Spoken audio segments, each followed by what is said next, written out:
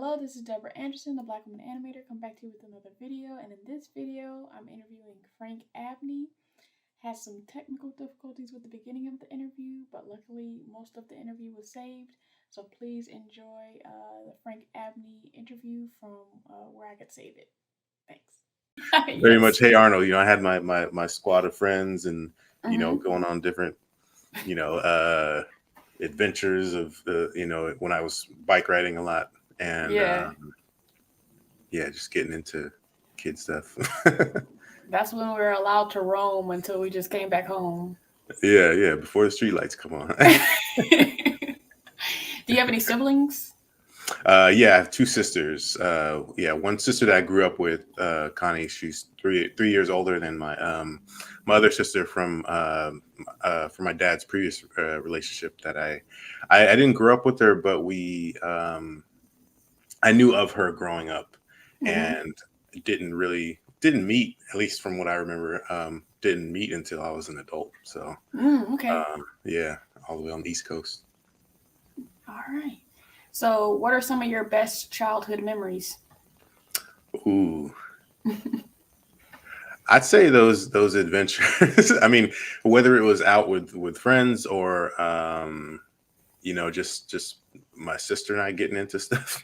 It was always just doing things like some of the memories that come to mind is like the Mary Poppins thing. She would float down on so me trying that with umbrella, jumping off of stuff and be unsuccessful. Trying to fill that little doesn't work. It's not the same. Or like playing in the dryer. Because you can like push. You can if you leave the door open, you can push the button and you can start it, and it would work as long because the button that activates is when the door is closed, and if you turn it on. So just being small enough to like roll around in there, nothing like dangerous, but like it was just I mean, fun stuff. if you consider being in the dryer not dangerous. If the door was closed, that'd be a different situation. Yeah, there's levels to it. I feel like the BMX thing makes more sense now. Like you're just like, hey, let me just go in the dryer right quick. Yeah, I mean that's probably what led to that, because there's a lot of stuff, like I remember my grandma had this there's like a little like decline in her backyard, and there was I remember launching off of these little stairs with the bike, and it was just like little, I guess, daredevil type stuff. Were you a swing jumper, like when you go to the top? Yeah. The only thing though is like I would do these things, and even on my bike, but I also like had kind of like a fear of heights, but it was weird. Like it was I guess that excitement of like pushing through the fear, I guess. I don't know. Adrenaline. You're like, what's that? Adrenaline junkie kind of thing. What's the action star that had to like keep his adrenaline up throughout the whole movie? I know you're talking about. It was Jason Statham, I think.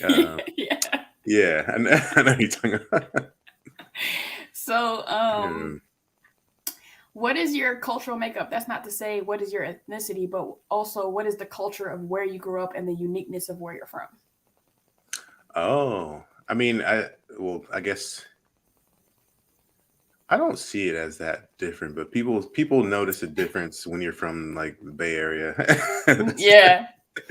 I don't know. I guess because I maybe it was the bouncing around a little bit, because there's different pockets, within there. So like, my grandpa, he lived in San Francisco. Being over there is a different vibe than like being in Oakland. Being in Oakland is a different vibe than kind of being in Richmond, and then like further north, it's way different. And so I mean I guess I got a little mix of all of it. and then coming to I feel like coming to LA, I didn't come to LA till I started working in film, but that's where I noticed a difference, like just from everything and coming here, and I was like, Okay, so but it was not in a bad way, but you just Yeah. notice the difference. Yeah, I can't pinpoint like what it is though. Yeah, I remember going to see Ryan Coogler talk, and he was talking about the difference between being from like Oakland and then coming down to LA, and the vibes are like really different. Yeah. It's a. I feel like I think on the surface, like what I felt was there's a lot more. There's a lot more of a kind of push and busyness here that was like Hmm. you know to do something or to make something or to make it or like Yeah. there's almost like I experienced somewhat of a facade to you know some people, not Yeah. everybody, great people here, um, that I didn't really experience back home. Yeah. It's different. I've said that people kind of like create ways to be flaky. Like they're like there's like other people who are flaky in other places, but then like here people will like mention that we should do something and then flake out on it. And it's like you could have just not said anything. Yes, that's the thing. The talk of doing things that you never intended to. Right. Like you could just shut up. Like you And don't then, have to like and if I hit you up to do the thing, then it's like, oh, when like it's kind of like I didn't expect you to actually like you know right. mention it. Like I sometimes reach out to people I've interviewed to like hang out, like go to lunch or whatever, and one person like he's from New York City though. And so like Mm. I reached out to him to hang out, and then we started like planning it in the same conversation. I'm like, wait, we're doing this? Like, oh wow, like the plans are actually being made. No, see, yeah, that's what I'm talking about. That's how I like to, yeah. Like, if we're gonna do it, let's just do it. Yeah. I know things come up, but yeah, have the intention to do the thing. Right. Um that's why I want to like I say that I want to have the LA experience, not the Hollywood experience, which I feel like is Yeah, two different yeah, things. yeah, So I saw you say one time that you like would people watch with your mom, and I yeah. just wanted to say I highly suggest watching like some watching locations that I suggest is like have you ever been to Frenchman Street in New Orleans? I think I may not have known what the street was, but It's near like my where is all that? the jazz clubs are. I think so. I think I stayed not too far from there last time I was there, but Yes, yeah, in the I French didn't think it Quarter, was like people watching at night at Frenchman. okay. And then when I lived in Seoul, like I had Mm, like I had bangers as like Facebook statuses because I'm like very observant, and so I would like be. I had like a 2010 well 2009 to 2011. I just be like observing them, and people thought mm. my Facebook statuses were hilarious. But people watching in Seoul is like high bar, just in Ah, case. I like that. Someone. um. So did you have any traditions from growing up, like any like Mm. holiday or just like every so often birthday? I mean, I think Christmas was a big deal. Like that. Mm-hmm. I think that time of year is my favorite time of year, Mm-hmm. and even if like birthdays were. I mean, as a kid, we did certain stuff for birthdays, but then it became like kind of like what do you want kind of thing, like or you putting a list together or you giving, but Christmas was on a different level. Christmas was like we always wanted, like, you had to have a tree, you had to have like you put a list together, hope mom gets it, and whatever she got, we would try to guess, or in my sister's Mm-hmm. case, she would pull me into like doing a little peeking before. Or and my mom, like, she had to hide gifts, like in her trunk or in the, like, wherever. Just but like that was a big deal for me. And then Mm-hmm. and around that time, like watching like Home Alone, like that was Yeah. I was like, so you have to watch Home Alone during, during that time. But yeah, just that experience of like just the sharing of that kind of that giving and I don't know. Hmm. Also, the weather is nice, like where it's like it's a little cool, but like you're warm inside, and I don't know, some about it that's just A nice dynamic. yeah. So let's go through what was your journey in art and animation during your childhood. Mm. So I was always just doodling and drawing what I saw on like cartoons and stuff. Like yeah, but I would so these different characters, like whether it was the Flintstones or Looney Tunes, whoever, like I would draw them and put them in my own kind of situations that I would make up, Hmm. and like crisscross with the thing. Yeah. So like I would put like baggy jeans or backwards pants on the Looney Tunes, or like that was my early kind of like intro, was like just liking the stuff that I was watching, but giving them their own stories. Yeah. So I'd say after my dad passed, it kind of shifted a little bit where um, I feel like I was paying more attention to stories and you know I, I I saw The Lion King around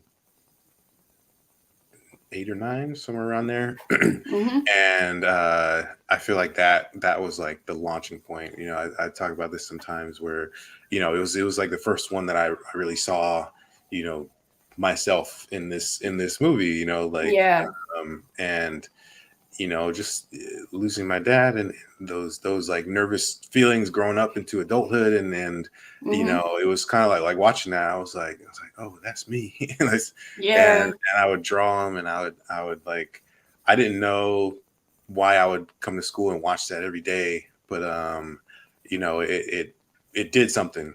And Yeah. um I think from there I started paying more attention to these stories and also character. Like I would pay attention to the performances a lot, and try to imitate, and like um, yeah, I think it kind of carried through. When I got into BMX around like 13, 14 or Hmm. so, and we would go around and make videos and stuff, and um, so like all of that was playing a role into like when I found out what an animator was. And Hmm. it's like I knew I wanted to make like movies or shows or be a part of something like that. I didn't know what though. I didn't Yeah. I thought everybody just did everything. And Yeah. and so I found out what animator was like pretty late in high school. And then I kind of took that path. One of my friends, he mentioned this college, they had an animation program. Um, the one that was near us, because they had different locations. The one that was near us didn't have an animation program, but they had a multimedia program. And I remember going into the orientation, and you Hmm. know, it made me think I was in the right place. It wasn't the right place. Right. I'm like learning web stuff and like Photoshop. I'm like, okay, I think. And then there's going to be a Maya class at the end, only one. And I was like, Yeah. I don't know what I need to know, but I know this isn't enough.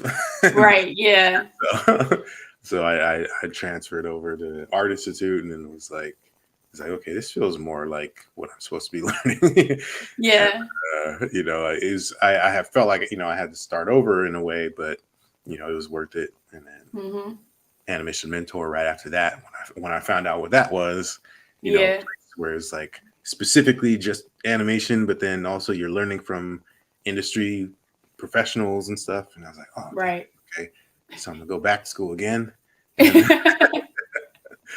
And but that was the path in, though. Just starting from those drawings, and kind of a bit of a um, tragic transition into being fascinated with storytelling and all that. And Yeah. yeah, I think it's kind of like that thing where you're trying to find. It was like experiencing a happy ending, um, Yeah. in these movies, and just wanting to feel that, wanting to see yourself in that, and hopefully have your own happy ending. Mm-hmm. What personally, like, what do you think about the story and Onward? Mm. Onward. I mean, that one. That was. I mean, when I was at the studio and that film was first pitched to the studio as a we had like a what do they call it, like a all hands on deck meeting, like it was everybody, Yeah.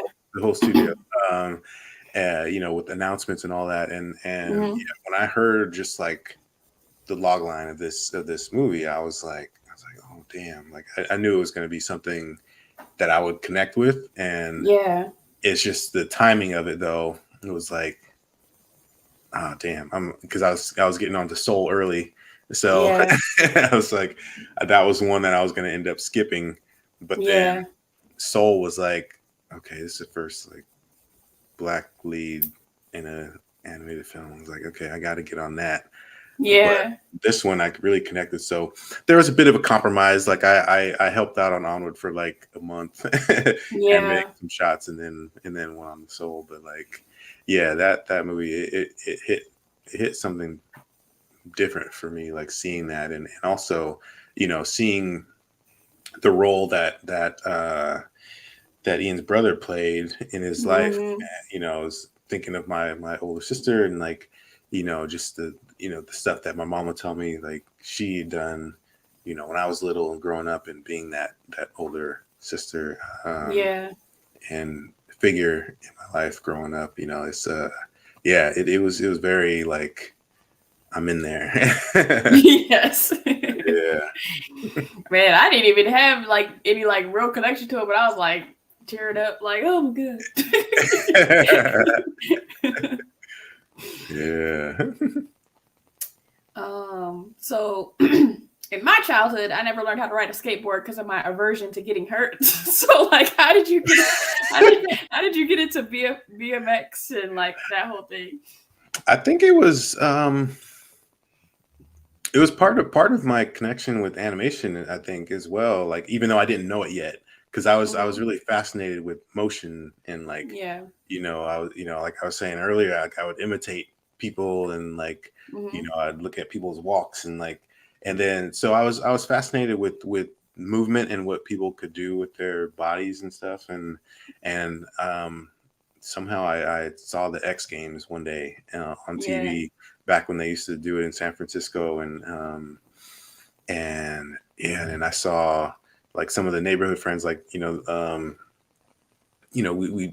you'd go and you'd jump little things, you make little ramps outside and stuff, Mm-hmm. and we would do that. But like when I saw the X Games and saw like that shit, like I'm like, oh, and then I saw someone do a trick in front of me before, like I was unlocking my bike from school and I was leaving, and Mm-hmm.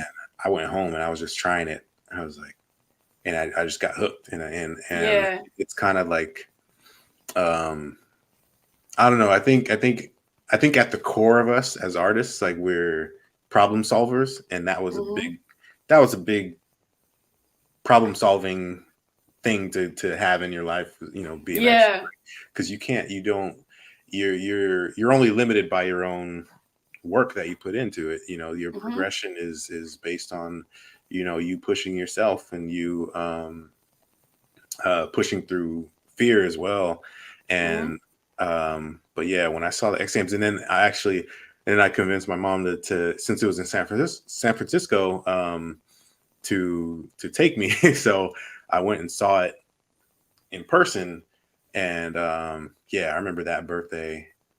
I was like, I got the pads and stuff, and I I bought a bike off of my friend, but then the following birthday, I picked out a bike at the bike shop that I wanted, that was going to kick off my my Yeah. BMX career, and I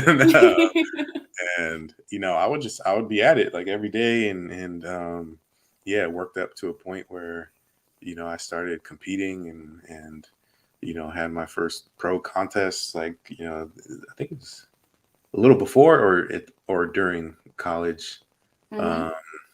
Yeah, that was my other passion. Yeah. Yeah. Was it like more impressive because like you're like a stocky guy, so like was it like more Yeah. impressive that you're able to do the moves or? I think so, because like I mean, I remember the bike shop owner that I got the bike from. Mm-hmm. He was like, this is usually for smaller guys, and so I don't know. He was like trying to convince me like this may not be the thing. Like you should do some, Right. because everybody would it was always football for me. Like Yeah. um, especially in high school when I started doing like weight training, like lifting and all that stuff. Like Mm-hmm. it was like yeah, you should be a linebacker. You should and I didn't want to do that. I was like, Right. it was fun, like to play. I didn't want to play like on a team though. Like we play like Yeah. friends and stuff. But Mm-hmm. um, yeah, there's something about that though. Like, and I was like, I didn't care. Like and it was fine. Like I never felt limited by like there weren't any tricks that I felt limited by. Like I tried stuff and learned stuff and kept it was never I never let that stuff stop me. It was more like creating more motivation to Yeah. you know be like, okay, that's what you think, but I'm not going to change what I'm passionate about just because you are projecting whatever limitations you believe onto me. And Yeah. but I think it was probably a little more impressive for the viewer because I Mm-hmm. I remember even just like it's a little before the pandemic. I remember I went to this skate park and uh my kids were with me and I Mm-hmm. remember like there was a dad like sitting there and I don't think he expected me to do anything. And so when I did some, I remember like the change in his posture, when I came in, kind of sitting back, and then afterward when I was leaving, he's like, like kind of, and he said something to me like on my way out. Yeah. He's like, still got it or something like that. That was, yeah, but I think it's definitely there's a shock value there. Yeah. What are like some of the kind of worst ways you got hurt? I've been pretty fortunate That's good. with injuries because I mean it's one of the things like one of the things with BMX is like you get hurt when you don't commit. When you Mm-hmm. hesitate, I mean, I have a video that I've shared talking specifically about hesitation. It was Mm-hmm. when I learned front flips, which is Mm-hmm. it's a weird trick. Yeah. Because ramps, they go you have to throw off your axis when you yeah, it's a weird feeling. But Yeah. after I learned them, I took it to this box jump at this skate park, and yeah, just a little split second of hesitation. Mm-hmm. I didn't get all the way around, and ended up coming up a little short and landing on my tailbone. Mm. And I'd say that one was Yeah. one of the bad ones where because I could feel that for like a year after that. And Mm. then there was this. I remember when I was in college, there was this rail at some company. It was a nice rail though, but it was it was aluminum, which it wasn't great to slide. Usually you pick something steel that's strong, but also slick. But Yeah. I remember my pegs got stuck in it when I hopped onto it, and it shot me off. It bucked me Mm. off the rail on down the stairs, and Yeah. um, I ended up landing on my ankle sideways, and it tore all the ligaments Oof. on the side, and yeah, I was on crutches for a little bit, and that was probably like the worst one. Yeah. But yeah, other than that, I hadn't broken anything or maybe see that's where being a bigger guy comes in handy. You got a little cushion. Yeah, yeah. See, y'all just fall and you just instantly.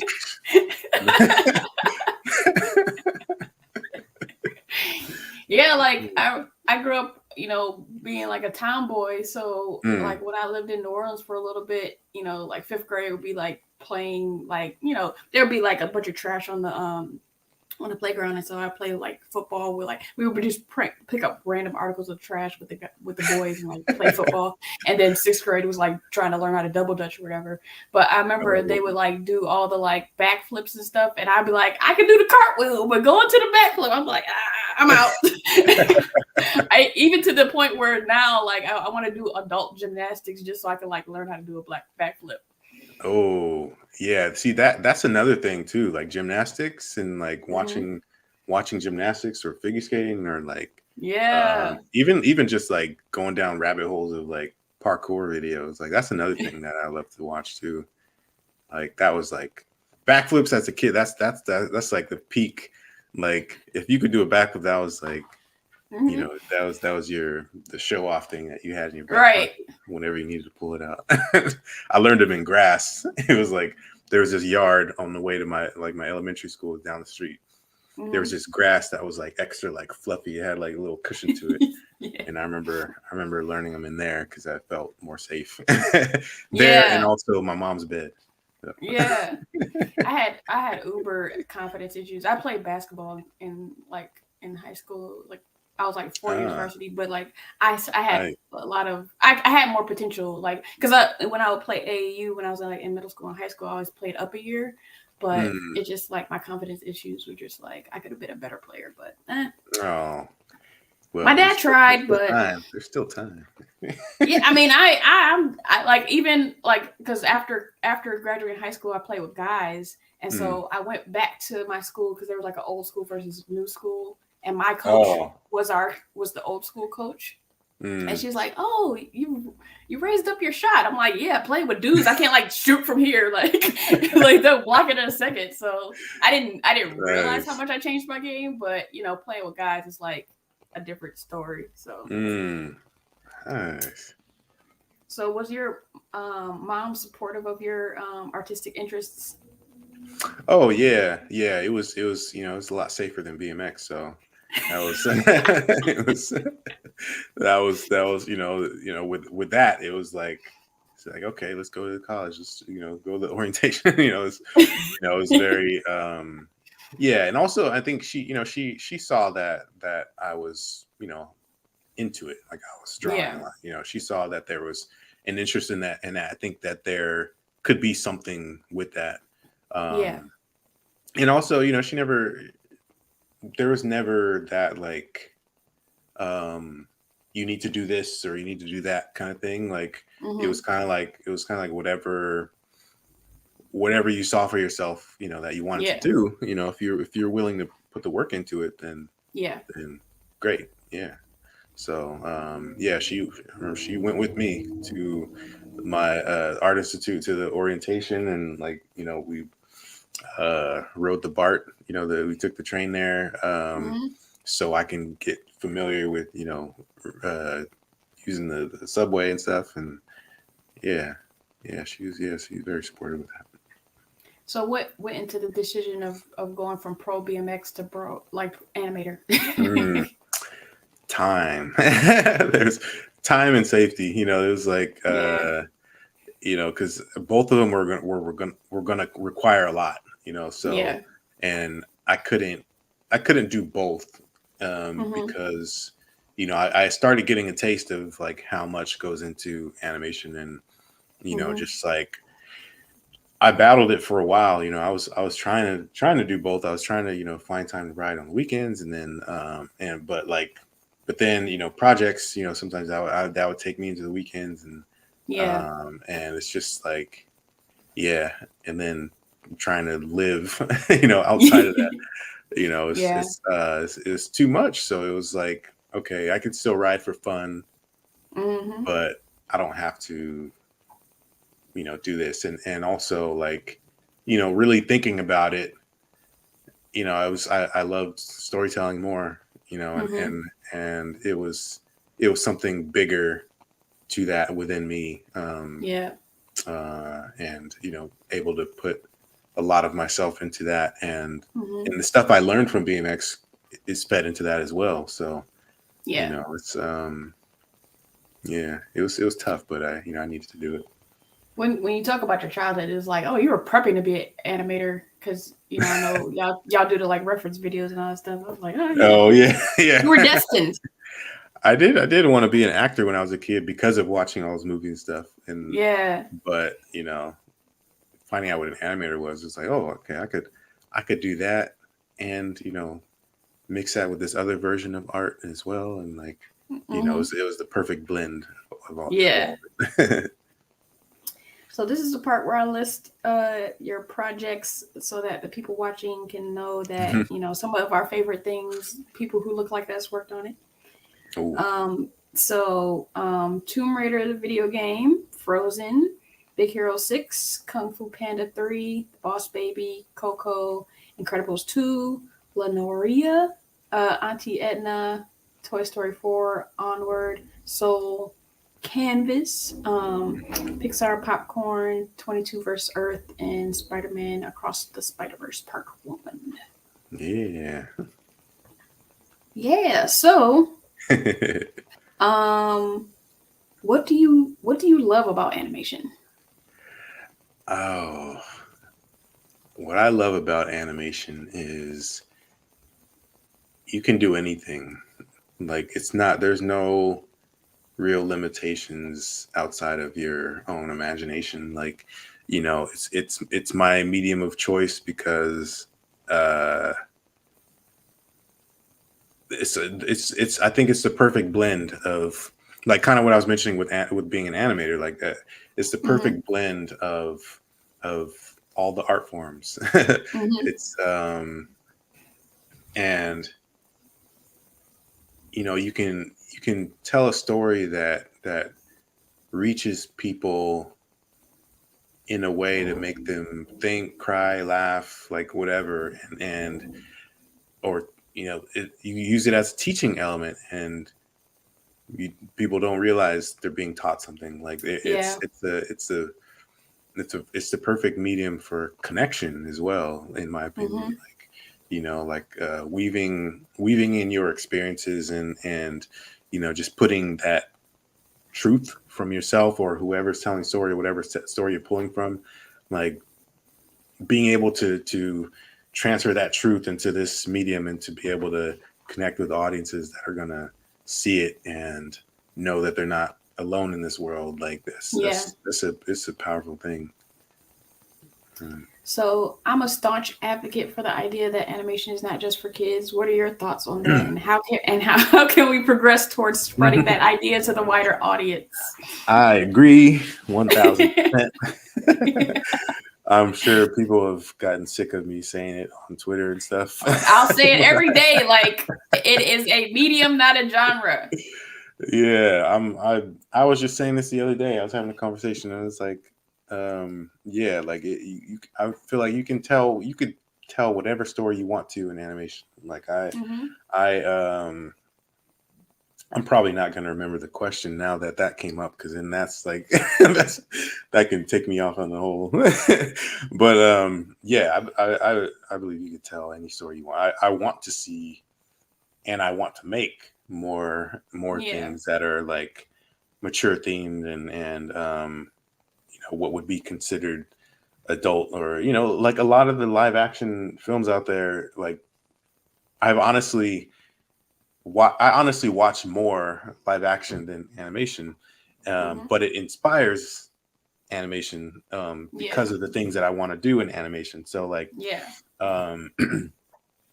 like I one of my favorite movies, Moonlight or Swan Song, or like these films that have such a heart to them, and a heaviness, and a sense of like there's an inspiring element, and that thing that fills you with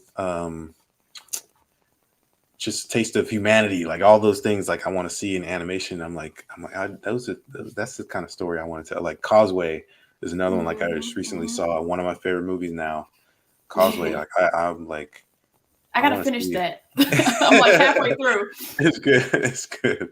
Because I keep hearing about it, but I'm like, I just took a pause, and I suck at watching things, so like I'm like, oh yeah, I gotta finish that. No, it's I mean it's a great story. Like and it's very intimate, and I feel like when we do something in animation, there's always that question, like, why is it animated? Yeah. And I tweeted something recently that was like don't ask me why animation, because I wanted to. Like Right. that's the it's the medium of choice. Like I don't need a reason to do it in animation. Like I know Yeah. I do believe that there's a power in um utilizing like the power of the medium. Yeah. But that doesn't mean like every animated film has to have a bit of spectacle or magic or Yeah.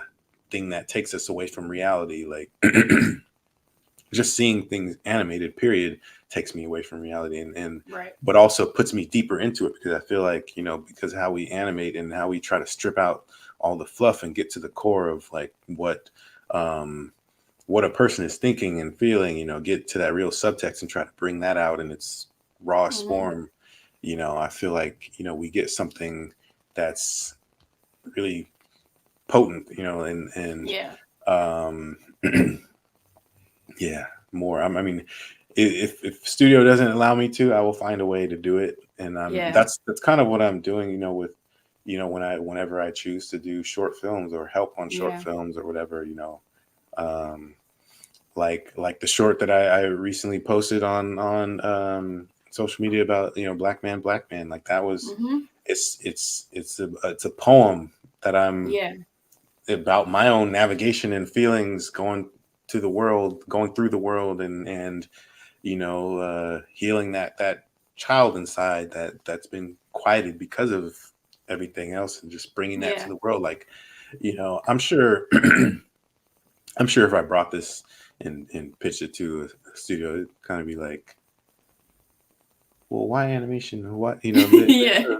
and it has some of that, like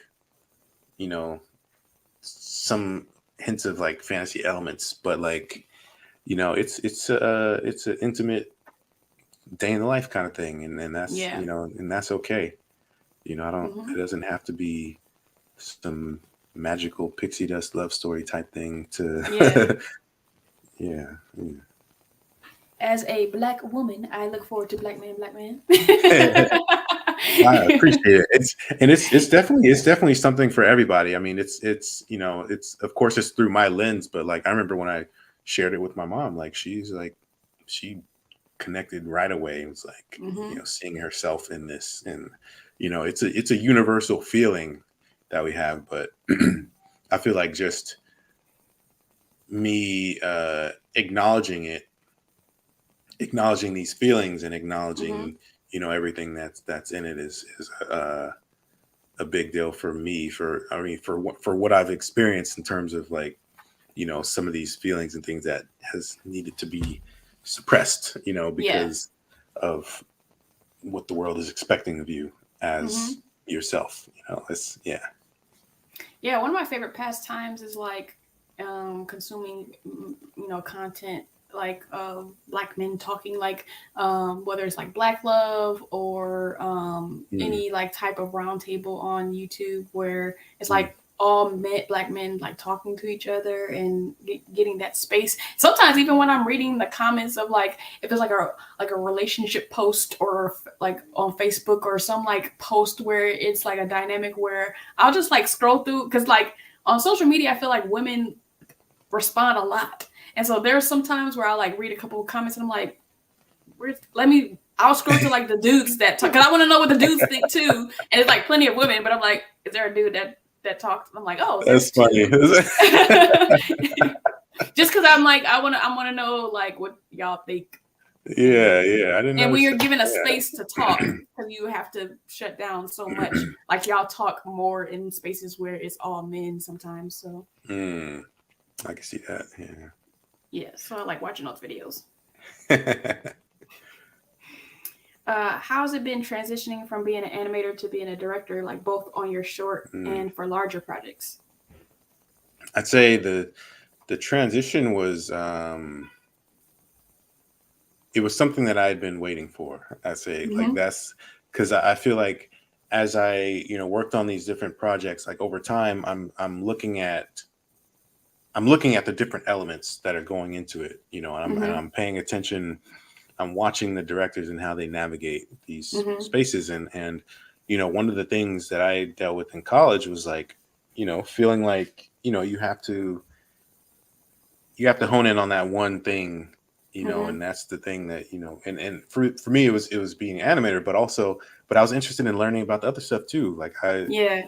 I wanted to learn about lighting and modeling and rigging Mm-hmm. and shading, like all those things. And even if I didn't have the patience to do them, you know, I tried, but you know, so seeing these films, and even on the game side, like because Tomb Raider was, I feel like it was a nice transition into film as an Mm-hmm. animator, because we had a writer on staff, and we talked about Laura's arc through the game, and story moment, like it felt like just like an interactive film.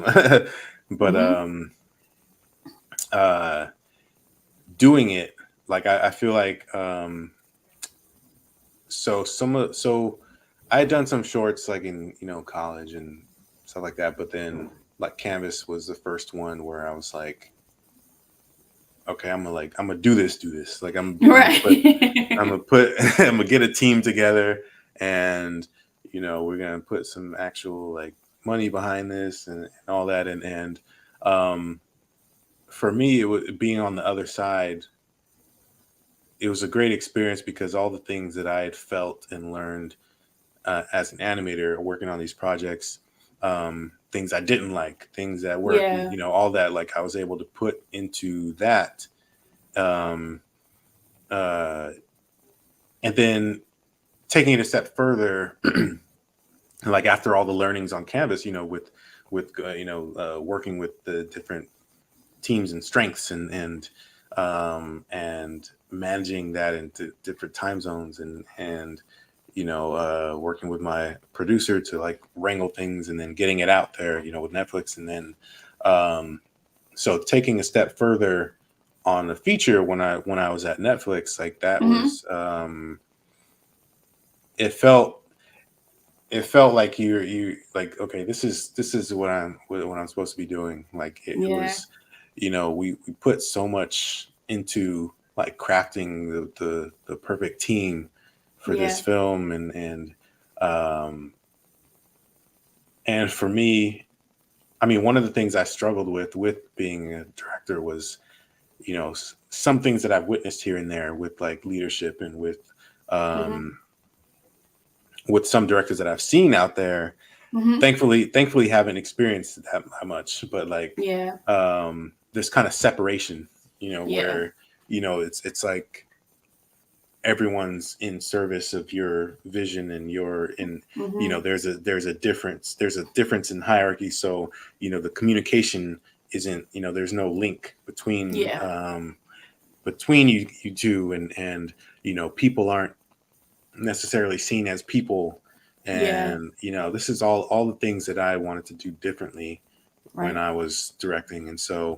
Um and so when I had that opportunity, then that's what I did. I was it was I try to talk to everybody, and Mm-hmm. get to know people, and laugh and joke, and spend time, and it was like I didn't want that feeling of hierarchy. I didn't want that Mm-hmm. that kind of like untouchable vibe going on, and Yeah. understanding that people have lives as well, and being understanding to, yeah, we have deadlines and we have things that we have to hit, but also you're a person in this, you have personal stuff going on, you have, Right. and so um bringing that place of empathy to that role. And Mm-hmm. um but one of the things I noticed was, depending on where you are, like this it, it's tough. And also the timelines of some of the projects and things you have to hit, like it's tough. Like sometimes um make hard decisions, or Yeah. sometimes you have to, you know, really fight to put aside your own stuff that you're going through, because you're part of steering the ship. So Mhm. it sometimes feels like you can't afford to go through anything, and um it's yeah, it's a lot, but it was it's all necessary, and it's all a learning experience, and you take that to the next movie, and then the next Mhm. movie, or game or TV or whatever you're directing, like um and um yeah, so I'd say, like, the transition was in good timing, um and it was what I was hoping for. Mhm. Just with all of what I was gathering, and starting to prepare for. So I can see the similarities in how where you talked about drawing and like using what was there but making it your own and like that stuff. So it's like mm. sometimes when I think about us as Black people getting into these spaces, sometimes we mimic what the other does, and it's like, Mm. how about we do it our way, like whether that's the Black or the African way, where it's Mm. like more communal, or any other difference that we have. And so that's what I hope that we continue to do, is like not necessarily do it look like us, but do it the exact same way that other people do it. Yeah, you gotta lean into your own voice, and you know find that voice, and uh use it, shout, yell with it, like, yeah. So I saw that you read like the Big Leap. Like I'm Mm. actually in Kev on Stage's wife book club. Ah. Um and we read it a couple years ago, and it was so interesting that some people, I wasn't familiar with this, but like some people were like, I can't read the book. I'm not ready. Like some people Ah. are like not ready. It's like some people may be afraid to be held accountable for the new information that they learn. Mm. I can see that. Yeah. So like I know you're like cool with Kev on Stage. Have you seen his interview with Gay Hendricks? With his wife had them on the Love Hour or whatever. No, Yeah, he no, I brought might Gay have to. Hendricks to talk about the book, and so Ah. I feel like I need to read it again. But can you talk about what your thoughts of the book like? Yeah, that book was very transformative for me. Like, there's God, just there's a few things in particular that really stuck with me. Um, this idea of the upper limit problem. Mm-hmm. That identifying that, and um, seeing those moments for myself, where I hit an upper limit problem, where Mm-hmm. everything is going great, and you're in your groove, and just something out there, Yeah. something is telling you, like, why are you starting to worry about this, like, why, Right. and what, and then, so, like, now, I'm able to identify that, like, you know um I'll tell my girlfriend sometimes when on the phone, I'm like, I hit an upper limit today. Like, I hit, and telling her about, like, what it was, what happened, Yeah. and just being able to identify those and snap out of it, and then just increasing that ceiling, increasing that, Yeah. to allow you to continue to live in your best self, and know that you deserve to live in that space for yourself. Mm-hmm. And also, like, thinking of some of the I was just telling some people about this recently. The idea of just the um, how was it put? Uh, the zone of genius and the zone of Yeah. excellence, and Yeah. just like that was also, just to kind of go back to the transition animator to director, was like, being a director was me stepping into that zone of genius, because Mm-hmm. as scary as it was, and I knew there was going to be, some learning I needed to do, and just being in this new space on a larger project. But it was that thing that was like, I can live in this zone of excellence, as an animator. Yeah. Like, okay, Mhm. I'm comfortable. I'm familiar with the challenges. There are challenges on every film, and I know how to navigate them, and I can, it could be fine. It's great. Um, Mhm. but it also connects with BMX as well. Like, am I stepping into that space? Am I like challenging myself with fear that comes up, and pushing through it in a way to level myself up in a way that I want to and that I see for myself. Mhm. And it was very much that, for me, like with directing, it was like pushing through this into this place of fear, like a place that I knew I can like I know I can handle, Yeah. but I haven't um handled it on that level with, like, certain pressures that come along with it. And then you know it's like that book came around a really great time, because like, even in the film that I was directing before, like with Netflix, like, there's personal things going on, Yeah. in my own big life changes happening. And Mhm. that book was like big. And then Yeah. it I remember it ended up like putting me in a different place, with like circling back to um old ideas that I had, Yeah. like after departing, Netflix. Like, I was heavy into developing my own projects. I was back into that. Mhm. I'd started transitioning back into that groove of I was like, Yeah. I need to get my stories out. I need to, like, so over the course of, some months, like I just rode this creative wave of Yeah. like, Oh, nice. developing project after project, and was writing a lot. And I bought this cork board, and I have this like, this probably, like, I think it's like the third film that I was developing is up right now, on Mhm. index cards. And I feel like stepping into that genius of yourself, Yeah. it provided a new door to be opened that was Mhm. always it was always there, but you didn't, you looked the other way for whatever reason, or you didn't see it, you Yeah. didn't notice it, whatever it is, you know. And that I feel like that book, and also my friend and coach, um, Lou Catone, she's the one that introduced me to the book. Like, that is Mhm. like, yeah, life changing. It's something that I feel like I'm gonna have to reread every now and then, just to Yeah. like refamiliarize myself with it.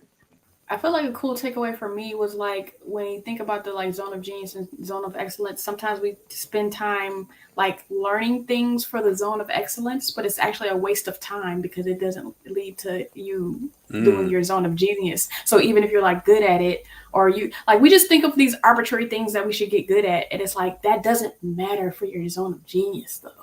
So yeah. don't do it. Don't spend time doing it. Like it's like, you know, I think something that I always think of is like, people, oh, let me get good at Excel. But is Excel going to help you uh, do what you need to? Like, why? Why are you getting good at yeah. this arbitrary thing just because, like, maybe it's good? Like, oh, everybody gives a suggestion that you should do this or do that. And it's like, but is it going to help you get towards your Yeah. goal, though? So you shouldn't waste Yeah. time on it, even if it's a good thing to do. Yeah. It's like, does it serve your purpose?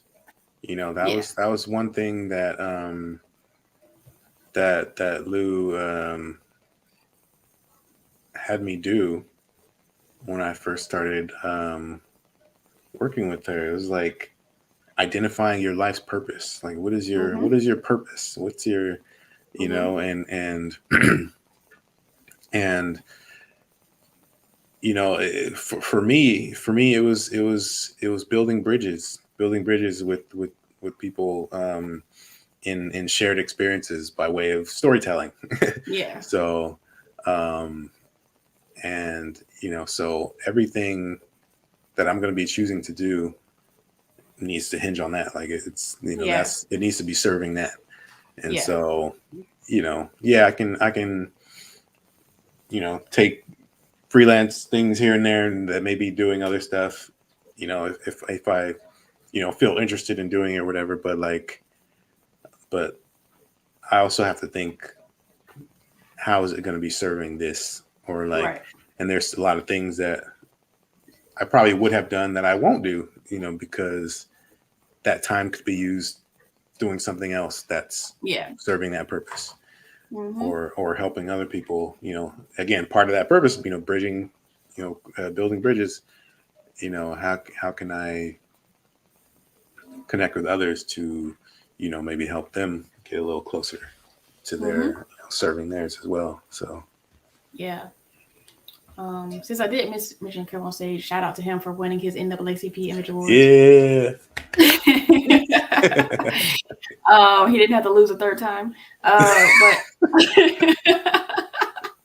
but how was it to win an award, the NAACP Image Award, for an animated project that is your personal project and from a Black American organization? That was, I don't even, I'm gonna try to find the words, but like it was I don't, for one, I feel like I don't really win stuff. That's for one, that's one thing. But for it to be that, and the legacy that has come with that, and just we all, we say things about, we don't do things for recognition. We don't, even though we don't, it's nice when it happens. Yeah. And so for people to see this project, and and feel connected with it in a way, to like award us with something like that, like it was mind-blowing. Like I'm still like in shock with that. And it feels special, and in a way that feeds me in a different way, because I had my own insecurities with this project. I had my own insecurities about my own interests within this industry. Like is this, like with the direction of the industry, like is there space for me? Is there space for but then it's like, no, you create your space, like make pull and up a chair so to the table. yeah, even because even if the film doesn't fit a certain, the typical, like the typical animation formula of, like, some of these silent shorts of like certain love stories that happen in this way, and these type of characters need to be in there, and this type of, and then the magic, and the all the things that are required for it to be animated. Like it's like, no, like I did pitch this short. It was slightly different, but not too different, years ago. And it didn't go anywhere, so it's like, okay, I'm gonna figure out some way of making this myself then.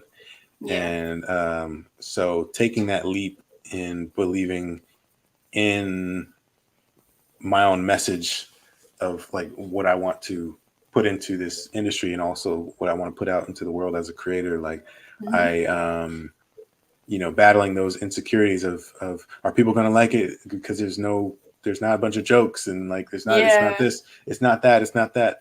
But then just like quieting all that and leaning into what I believe for myself, and then having other people acknowledge that in a good way, like it feels good. It feels good. Like I remember I've tried to do several, like, daily art challenges, which are really hard to do. I've done like Sculpt January or Sculptember or something like that, trying to learn digital sculpting and whatnot. And I remember sometimes you know, because I would like be working and doing other stuff, it was like I can dedicate these like couple hours from 2 a.m. to like 3 to 4 a.m. to like, oh, let me do this right quick before like the day is over, but this is day 5. But I remember for like maybe a sculpt timber, like it was like the word was tiny, and I made like a tiny person. It wasn't like a person. It was like, you know, those like clip art where it's like the white, like it's like a character that's white and it doesn't have a face, and it's just all white, and it's like a ball with like arms and stuff like that. It was like that. And then I like did the like that statue where like you put your arms back and then there was like a big ball, and it was so simple, and I'm like, this is like so simple. And then you put it out there for public consumption. They're like, oh my God. And I'm like, what? Like, it's not that deep. Like, but like you just do stuff, and like other people are like, that's how I've gotten over my perfectionism, is like trying to learn how to do and just put it out there, and it's like good enough. It's not good enough to me, but it's good enough to put out. And then people are like respond positively, and you're like, what? Okay, I guess. So did you have any like, did you have like any wonderment when doing Canvas or any of your other projects where you're like that your team believes in you, like or your team is willing to be your team? Like, did you have any like wonderment around that? I think just people agreeing to be a part of it was like that sealed the deal for me, you know, with that. Like, it was like, okay, they're willing to put this time for when they all are working full time and you know, they all have their own jobs to do. Some of them had families and stuff. Like, I'm like, you know, that showed me, and it meant a lot to me, you know, for people to agree to do that, especially, you know, you don't have to. And, you know, especially I think when it's a project that's personal to you as well. Like there's a live action short that I did that I hadn't put out yet, but it was I remember one of the actors that joined in, Charles Williams, he I sent him the story, and then like I had done like a little animatic for it, and he was just so moved by the story alone that he was like, he's like, whatever, like however we gotta, you know, and that's happened a few times where it's like, you know, whatever, however we need to make this happen, like, yes, like you know, like pay me when you think it's necessary or whatever, like or don't, or like whatever. You know, it's like, you know, I just want to be a part of it. And so and I know I've had those feelings like in past projects that I jumped in on, you know, knowing I wasn't, you know, gonna pay anything or anything, but like you know, if you can do that in your life, like, because it depends, you know, there's certain moments where you can't afford that time and you have to justify that time. So, and I understand that and try to make sure that I pay people. But that just the agreeing alone, like kind of, you know, it took away that wondering. And I think a lot of my wondering was like how it would be received in the industry, you know, how, you know, because also when you do things, I feel like when you get into any field or any, I mean, just in life in general, like there are some people out there that see you how they saw you in the beginning, and will never see you any differently.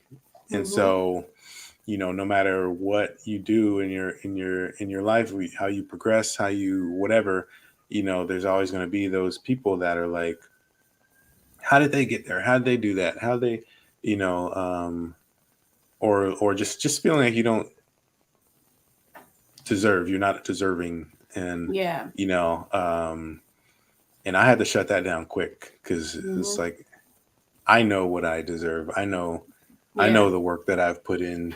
I know the late nights. I know the early mornings. I know all the struggles, and you know, that's not for everyone else to know and feel something about. Like that's for me. And Mm-hmm.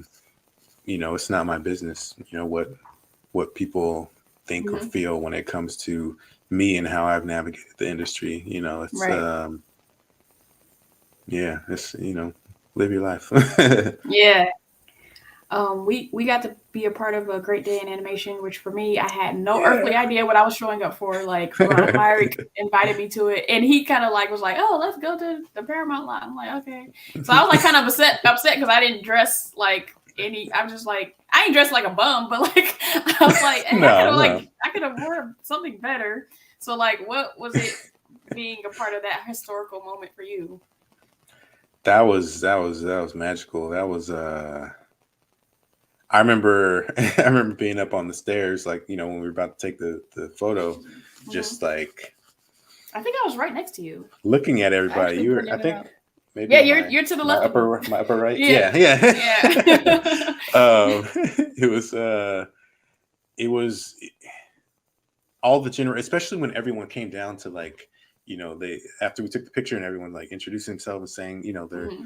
beasts. Like, I was like, man, this is like just all of everything that we've touched and Mm-hmm. that we've been a part of, and Mm-hmm. just like um how we're infused in all these projects that have inspired or been a part of, like, Mm-hmm. more than just our culture. Like, it was amazing. And then I remember just walking up and seeing, Mm-hmm. seeing little tables, seeing, recognizing some people that I hadn't met in person, but like, Mm-hmm. and seeing the differences, the different generations that were all there. Yeah.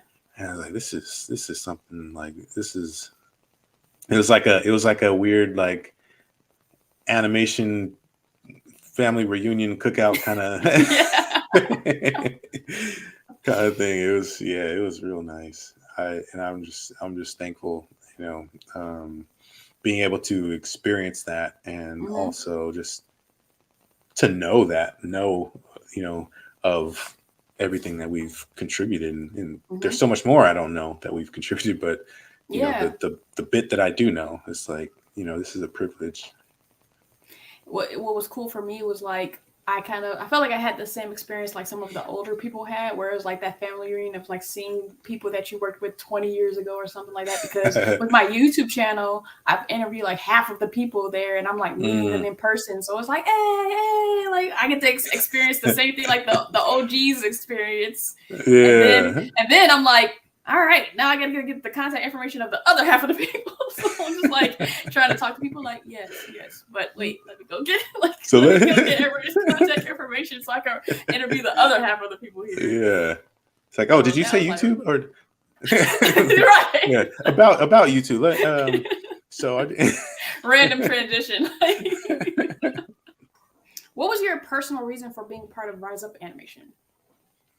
mm, um, I think it was a way to do kind of what I've already kind of been doing, but on a larger scale. Like, Mm-hmm. because I get emails sometimes, like, looking at work, or you know advice, or social media, just questions, or whatever it is. And but like, how can we do that on a larger scale, but also during a tough time that we were going Mm-hmm. through, Yeah. like, because i'm I'm a firm believer in using art uh heal, to Mm-hmm.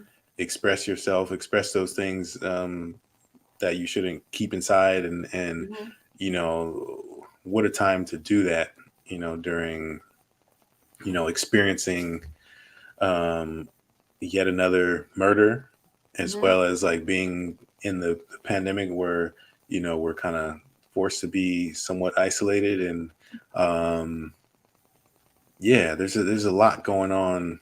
And there's a lot of people that I've experienced, going to talks, or like, Black College Expo, or just thinking of my own transition into pursuing this.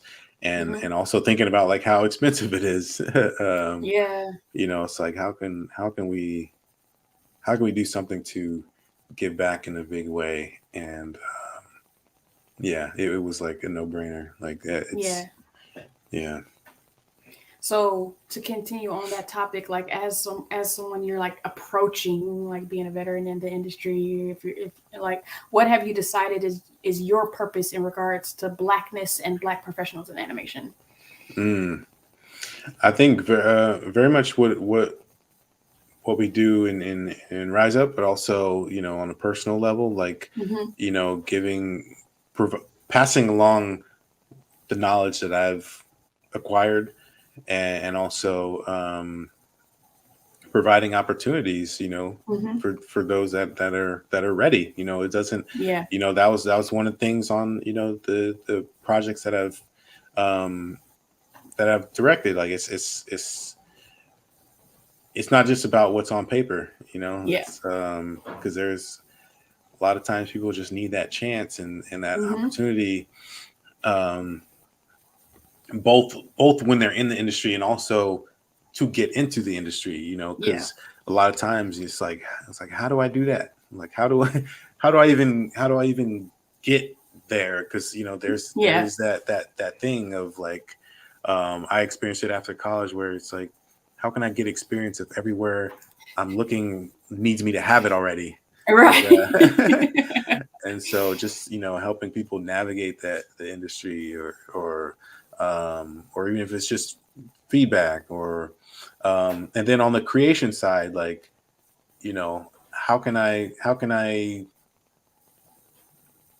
bring something familiar to the screen, that we can enjoy and Mm-hmm. see ourselves in a different way? Because we've gotten used to seeing, finding our way into any story out there, but if we can take that a step further Mm-hmm. Yeah. and see it in a way that really speaks to us on an authentic level, like, Mm-hmm. and just make it more of a norm. you know Yeah. like, yeah, why not? Because I mean, it's long overdue, and I Mm-hmm. feel like that's something that I'm willing to fight for, Mm-hmm. and not just fight, not just the visibility of seeing black characters on screen, or Mm-hmm. but fighting for the specificity and why certain things matter, and Yeah. why certain things are wrong to try to erase Mm-hmm. for a global appeal or whatever, as if our culture and what we deal with isn't appealing, or isn't universal. Because I also Mm-hmm. believe that as different as we all are, there's a lot of Mm-hmm. similarities. Like there's a lot of things that it may not be exactly the same, but Mm-hmm. it's still relatable, and you can still people can still get something out of it, even if they Yeah. can't fully relate to it. And I mean, obviously, like, we've been doing it for years, so Mm-hmm. um, And I like this yeah. term that has become popular in the last couple of years because, like, we are the global majority. Mm, So, mm. like, how does Okay. that make sense that we wouldn't be marketable? Yeah. Yeah. And So doing my best to put those stories out there, get them out. yeah, and something I love to experience personally is like when I was watching, the character walk down the street in Jamal Bradley's Substance, and like, oh Mm. yeah, a black person animated that, or like in Into the Spider-Verse where he was doing the code switching of like talking, speaking to a black person Spanish, all this stuff, and it's like, or even in the beginning, the opening scene where he's just like singing a song he don't know the words to. It's just like you Hmm. could tell. I like being able to tell black people were involved Yeah. no matter Yeah. how nuanced or subtle it is. Yeah. Yeah, because there's all those little things that people may not get, but it's a different thing. I tell this story sometimes about on Soul, like when it ended up, this particular scene that I animated was it was Joe and Curly meeting up for the first time, like Mm-hmm. after since he's been a student and whatever. Uh, Mm-hmm. but Joe's rushing into the to the club, and he sees Curly, and they hug, and he walks down. He just wipes his nose, and Yeah. like little things that I had to explain in that, like, because Yeah. initially it was just like, Ponche, I'm like no, like he, even if he's not, even if he's not familiar with him, like even if he's not, you know, even if he doesn't even know him, like we usually don't greet each other like that. It's like the Key and Peele skit, like. Yeah. And so like whatever like bit of specificity you could put in there, and like, even I mean, it didn't end up kind of like what I had hoped for, which one of the versions that I blocked was like, the dap then hug, like that, that was and it turned out being just the hug, because he had to hold the drumsticks, and it got a little complicated. So the simplified kind of version was just the hug. But that, and even like how something I do, like my nose sweats or whatever, and just little, and it's not anything of trying to be cool. It's not any like, it's just something, it's something that I don't know. It's it's little things you can put in that speak to where you come from. Like, are you like a networking genius or something? Like, how do you know so many people? Like Robert Townsend, Jordan Peele, like Kevin. Like, why do you know everybody? Like, I'm just doing what you're doing. I just be reaching out to people. I just reach out. The ways, like, because even I'd say my first kind of like taste of like doing that was like when I first got to Disney. It was like my first feature studio, and so I'm there. Like, why not take advantage? I'm gonna try to meet everybody, and so I'm going to people's offices, and like especially like after there was a point where layoff was announced, and I think we were gonna lose a lot of like the OG 2D hand drawn animators there, and like, so I'm like, let me hit their offices now and like try to meet everybody and talk, and so I did that, and of course, there's always people that see it a certain way. Like I remember someone, saying something negative about it, like, I'm like, okay, well, you can sit in your office quiet and not talk to anybody, right? Because like another thing is like I'm pretty introverted, but like I have extroverted tendencies, and like it's I understand. Like, I be going all the people in the office. I be like, the 50-year-olds is like my people. Like, I be like going to the managers, like at the, like, they don't have nothing to do with my department, but I be going like, hey Judy, like, how you doing? Yeah. So I mean, and then so these other people that I've gotten in touch with, like it's just reaching out and like talking to people on a human level, like not even, it's not, don't treat anyone any differently just because of, like they just happen to work on some cool shit. And like, it's nice I give people, like, at the end of the day, these people are human beings. Like, you choose to put them up on this pedestal where you can't reach them, but bring them down to the, like, there's like very few people who have like so big of an ego that they won't talk to you. Like, yeah. And I've experienced those too.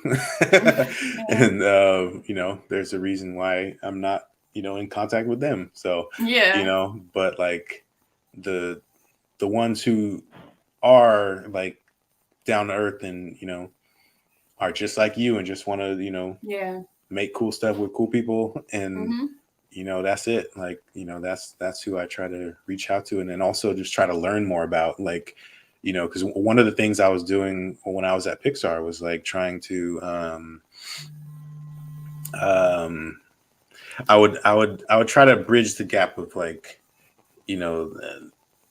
having the people within the studio know more about some of the Black creators out there, Black filmmakers or actors, and so trying to bring people in to talk and like just have a I one-on-one with. saw like in scrolling to the beginning of your Instagram, like, oh, you was bringing everybody to the studio. Roy was, you're like, it's just, it's trying to, because it's people that I love as well, and I just want to know. I want to learn more about them and also navigate. Like I remember tweeting out something before, like even like people in VO, that are specifically in voiceover work, like I remember someone saying something. We had a conversation like, how can we bridge the gap with the artist and the talent providing the voices as well, because we're both working on the same performances. And I remember that was something that Lino on he was our head of animation on Frozen. I remember he would talk about that sometimes too, and just like and like how can we do that more with the projects that we work on. I remember Big Hero 6, we had TJ Miller come in. We did like a little Q&A with him because he played Fred in the movie, and and it's like we need more of that to like, because we're both after the same goal, and as animators we were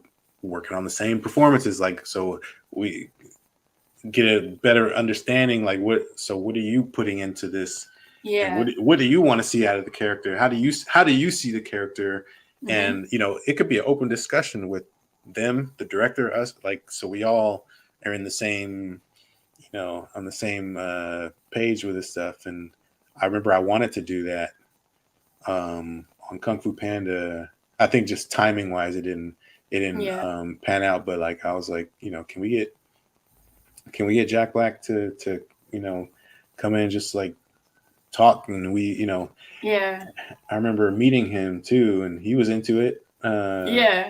I met him at like the variety event thing, and I had mentioned it because I was still on the project at the time, and but we sometimes people just busy, but like I think they would want to, because it's all it's all a collaborative thing, and people like working together. So I knew like I had the understanding that voiceover was like even harder than acting, because you like have to bring it all through your voice. But like on the last project I was on, I got a front seat to it because I was an assistant. Well, I was started on production, but I just stayed on the recording sessions, and like with the kick of like having celebrities voice things to make it popular. But taking direction is a skill. And like knowing your voice is a skill, and so it was like to see some of like the uber professional voiceover actors like a Gary Anthony Williams or Phil Lamar do their thing, but then like having to drag some of the celebrities or like some of the like so they might be like Instagram famous or something like that, and like drag them to like this performance, and it's like, wow, there is like, this is a skill. It's like, can you emphasize this part? It's like, it's almost like reteaching a rhythm of language, or like there's or especially like, I think that's one of the benefits doing this as an animator, because I remember doing some voice sessions where you kind of, I'm thinking about it as if like when I was animating it too, or if I were to be animating it also, and I'm like can you punch up this part, like if you, all right, say you're I'm trying to find a way to like have them emphasize this part, because I think this, it would be a nice punch in thinking of the texture of the scene, and thinking of interesting timing that but also like not like I want you to do your thing too, but I don't want to step on of like I always saw you with your kids on the Rise Up animation videos, like with you growing up without a father. How does that determine how you navigate fatherhood and maybe even manhood? It was an interesting thing, because I use my own situation as a, as a thing to, I guess, learn from and pass Mhm. learnings, like Mhm. so my situation, losing my dad, like, so now, you know as a father, like, there's certain things that I'm trying to instill and trying to teach, you Mhm. know um even with like even with things that I've learned, like, as an adult, like, in ways that I've navigated that I could have been better at, Mhm. just all those things, like, it's now in my own kind of teaching, nurturing role, Yeah. as a dad, to, you know pass along those learnings, but also do it in a way that's um loving, like, it's a, Yeah. there's a place of safety there, and Mhm. um not a place where you can't make mistakes. Like, I feel, there's the world the world is going to do that enough, in terms of, like, holding your mistakes in front of your face, Yeah. um and you shouldn't have to deal with that at home. And like, so when I do have my kids, it's, whatever we're doing, if something comes up, like, I try to use it as a teaching opportunity. So, and, like, also thinking of what I would have liked to have. Yeah. um I got a lot from my mom, but, also she had to do a lot to, Yeah. you know provide for us. And, so, um they know that there's a balance of what I Mhm. have to do,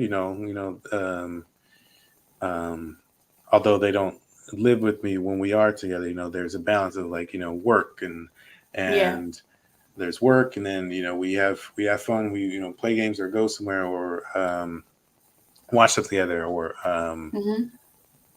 or, like, my son's old enough now where he's like, he watches a lot of, like, YouTubers and gaming stuff, and he's like, Yeah. wanting to do that. So I'm, like, trying to tell him about ways he can, if you want to do that, this is kind of some of the stuff that goes into doing that. So, Yeah. look up how to do that, and, like, whatever I can provide to help, in that learning, try to do. Mhm.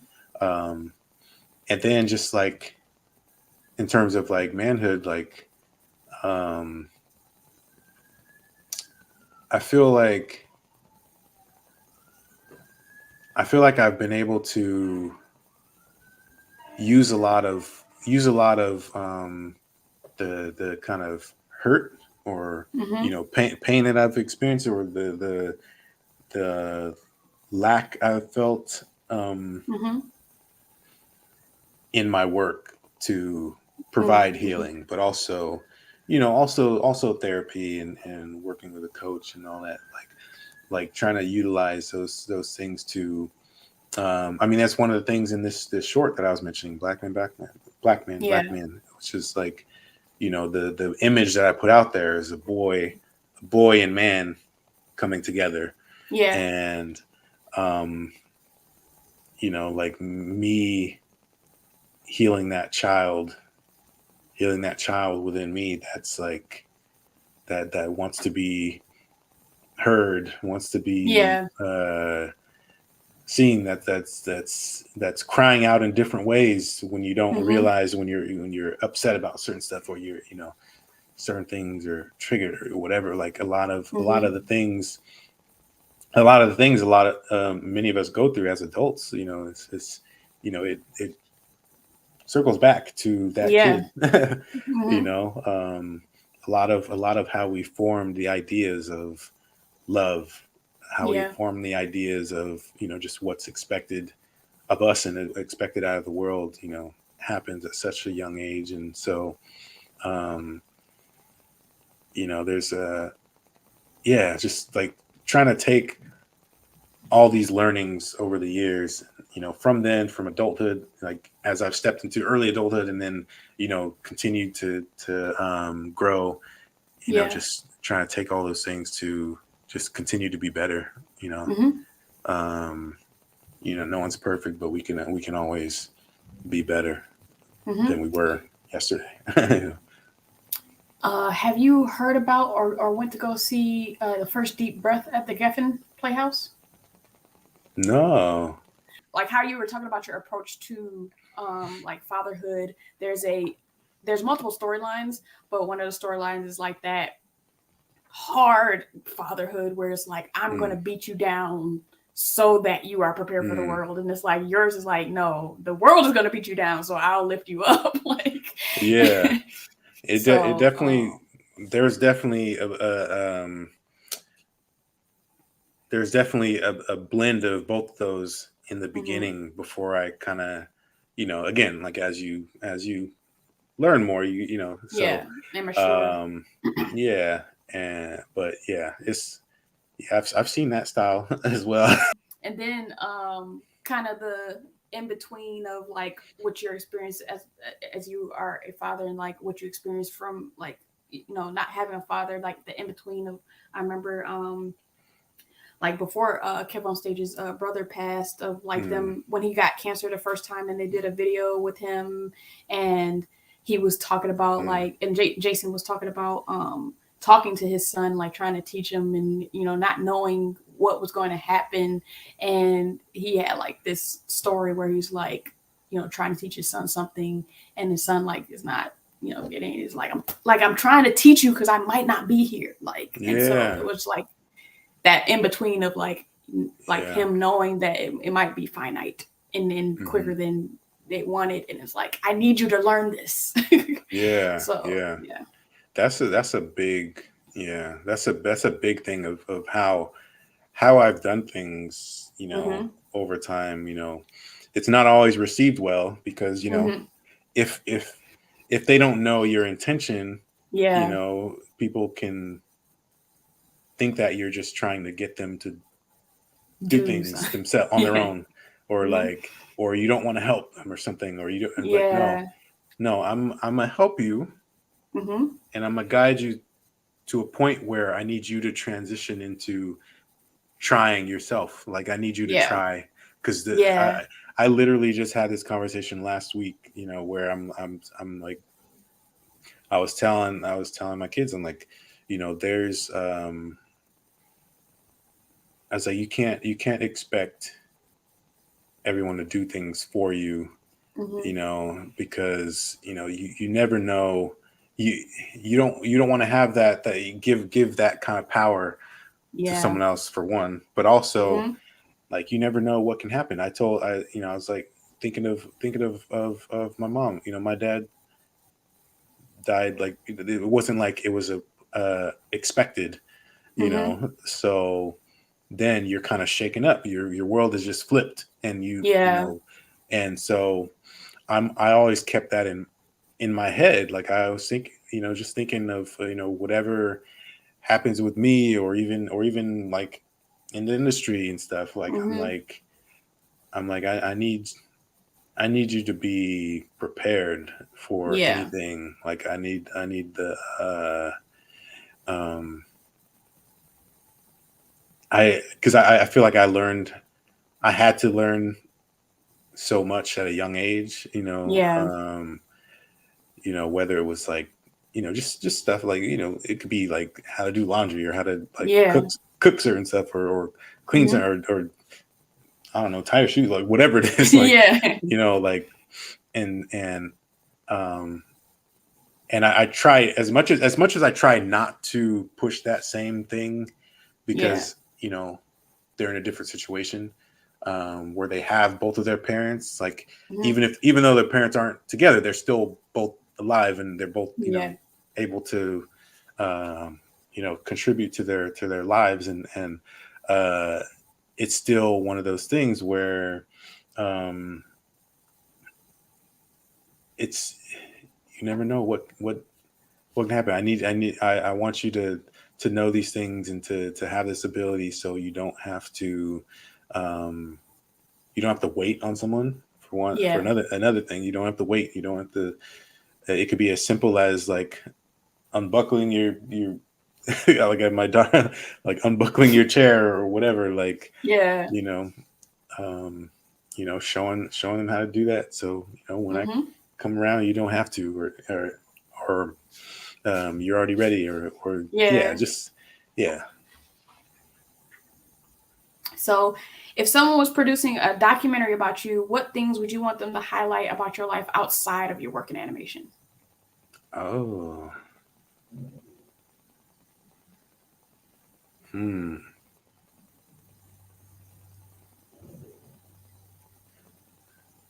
I guess just the the the life outside of it, in a way that, I mean, it's because I don't put I don't put work on as high of a pedestal anymore. Mm-hmm. Mm-hmm. Like, and outside of anime, I mean, I don't do a whole lot either. So like my life is Mm-hmm. kind of boring. It's pretty boring. But I don't go out a lot. I don't do a bunch of like it's pretty minimal, and that's how I like it. It's Yeah. I find fun things to do.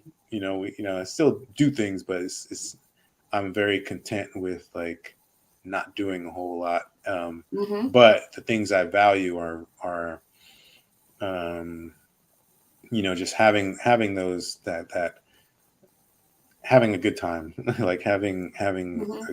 a good quality time, and we don't even have to be doing anything. Like, Right. just being, Mm-hmm. and um, and I guess yeah. So it may be a pretty boring documentary, but it's but also I guess the some of the things, one of the things that just popped in my head was I guess how different it's been for the things that I've been interested in, Mm-hmm. um, where it seems like out of the ordinary for someone black to be doing. Yeah. Yeah. Like early on it was the BMX thing, Mm-hmm. or like even drawing in school, like Mm-hmm. you know um, and being into certain shows and stuff like that wasn't like the typical black thing you were doing, quote unquote black, Yeah. when you were, Yeah. Yeah. depending on where you grew up or where you were, Yeah. and getting into BMX or like loving to swim, be in the water. Like, it's Mm-hmm. like, all these things like black folks don't do that. Like, wait, like, I don't, Right. like, nah, like, don't be limited to what you think that we do. Yeah. um, and I was one of the few doing the BMX thing, like in my area, and Mm-hmm. still on a pro level, there's not nearly as much, Yeah. Yeah. um and then stepping into animation and directing, there's that was another thing about that um Good Day in Animation that was great. It's like Mm-hmm. seeing the numbers, because Yeah. it's like, nah, we are out here. Mm-hmm. That's what I try to So prove on my platform, is that yeah. I've interviewed almost 100 Black animation professionals, and I still got way more to go. Mm, yeah.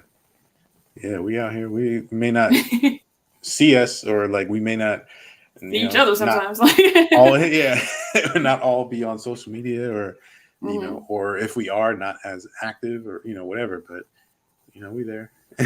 Yeah, and jazz is a really Black thing, but like, how did you get into jazz? I saw a couple posts Mm. on your Instagram of like going to see. I can't remember the guy's name, but you made a video about it. Oh, Elu. Mm-hmm. Yeah, I don't. I'd say I don't really know. Like, there's I'd say Soul definitely Mm-hmm. pushed me further in that direction. But like, I mean, I always kind of listen to just a range of music, but like a lot of oldies and a lot of Yeah. like that feel. Yeah. So you know, um, so I think, I mean, I think certain jazz music. It definitely fits in that realm. But like I grew up Zone. listening to oldies and stuff. My mom was always listening to oldies and like Yeah. I probably listen to more old music than new stuff. Like that's why I hardly know who anybody is when people when Yeah. like really new artists. Like I'm like who's that? What's that name? Like Yeah, my playlists are like full of like my top playlists are like gospel and then like 70s music, like Motown and all that type of stuff. Yeah. See, I like. Let me see. I was putting I was putting together like a playlist not that long ago, but like I mean some of the stuff that I've been listening to. I mean, it's a mix. I mean, there's like it's kind of funny. From Yeah, it's kind of funny because like I would be on my commute when I lived in New Orleans, and like no matter what it is, I dance the same to it. So I'll be listening to opera like you can't tell that I'm listening to the opera, or classical. I'm like classical. Yeah, see, it can. Were you saying it jumps from what? Like it could be like from Common to Michael Jackson, Kendrick Lamar to the Hamilton soundtrack to Nas to Stevie Wonder to the Spinners, Isley Brothers. And I have a Beethoven compilation thing right here, and then it's like it's I get all you. over. I get you.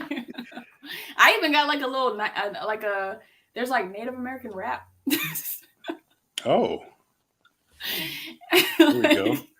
Like where they combine like the drums and the like the high pitched sounds, but then they're rapping over it and stuff. Oh, that actually, I gotta check that out.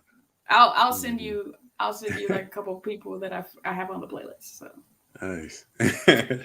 But yeah, I want to like how can people follow you? I am on Twitter at Frank Abney, the letter I, because someone took my name already. So letter I, FrankAbney, and then on Instagram is just at Frank Abney. Yeah. And that's about it.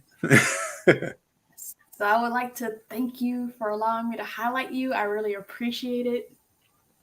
I appreciate you. Thank you for thinking of me and also just what you're doing. Highlighting all the amazing artists in this industry that some of us may not know of otherwise, or at least put a face to the names that we've seen. So yeah, thank you. And to everyone out there, I want you to like So I Know It's Real, comment and tell me how you feel, subscribe to Citadel, and sign up for post notifications to show your zeal. And I'll see you in the next video. Peace.